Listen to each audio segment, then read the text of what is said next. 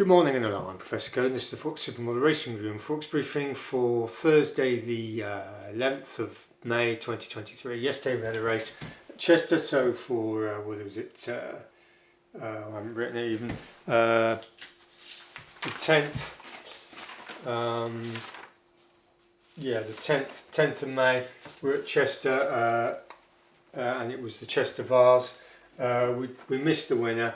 We went against the this arrest number 2, which won at 10 to 11 favourite, and we were on the second and third horses, Adelaide River and Hadrianus, which came third at 6 to 1.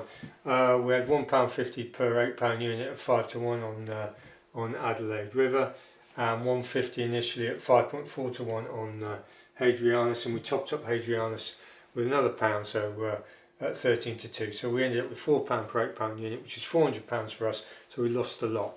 What happened there then? Well, basically we took a view that this arrest wouldn't be suited to the turning Chester course, and we thought that these other two were going to be sharper horses. And in the end, that was a completely wrong assessment. This arrest was ahead on the ratings. But we thought that would be nullified by the conditions, and the end result was pretty much stuffed everything else, including R2. So it wasn't that clever. From a risk return basis, it was pretty good on the other two. This arrest was a 440k horse, and we basically just took a view and got it wrong and paid the price. So the accounts come down to 69.9 units, 70 units in profit from a peak of 74.5, with a 12.5 drawdown from that peak. So anyway, today we're having a look at racing at Thirsk, 5:35, first race at Thirsk. So restricted novice stakes, restricted to Class C and D horses, Class 5, 3-year-old, 7 furlong, 218 yards. So it's a mile at Thirsk, and it's soft, and we're looking at model 95. The one we like is number 4, Owner's Dream. What do we like about Owner's Dream?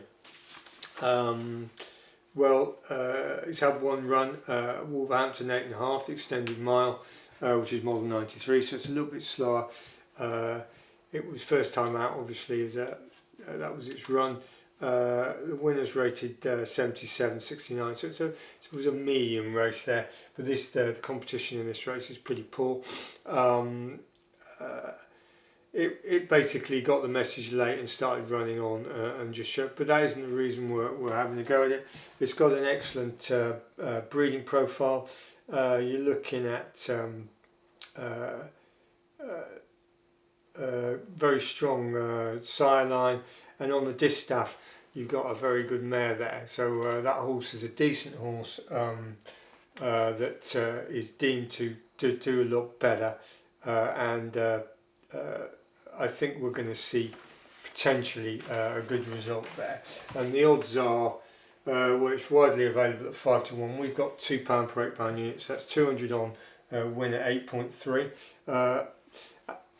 It looks like an ideal situation to do it each way, but they've screwed the place odds off. So at the moment we're leaving it. The over round's a bit high at the moment, so we can't see that drifting out any more than 17 to 2, which is 8.5, which is pretty much what we're on. It's likely to shorten that horse unless something peculiar on it, unless there's some information that it's not going to try, and then that's where we are. So we've got £200 win on it at about nearly 8.5 to 1, which is good news as far as we're concerned. So see how we go with that. On the Forex, you've got Bank of England early data, and then you've got US data coming out sort of 1:30 with a speech at 2:15. It's employment data and PMI's Purchasing Managers Index, so it's sort of an inflationary. Yesterday we were trying to do a buffer trade. The market didn't move for us to do a buffer trade. we got in on the dollar again on the up, and then got bounced with Wall Street hitting a triple top on the 10-minute chart, as we're up to about 25 pips up at one point, which we naughted, break even stop, and we ended up getting out pretty much there. So didn't happen yesterday, and today we'll see whether we're looking for the market to move prior to the announcement and do maybe a buffer trade today. So that's where we are. So anyway, yesterday was a pain in the neck on the racing front, and today hopefully we'll get a result. So thanks for watching, thanks for subscribing, goodbye.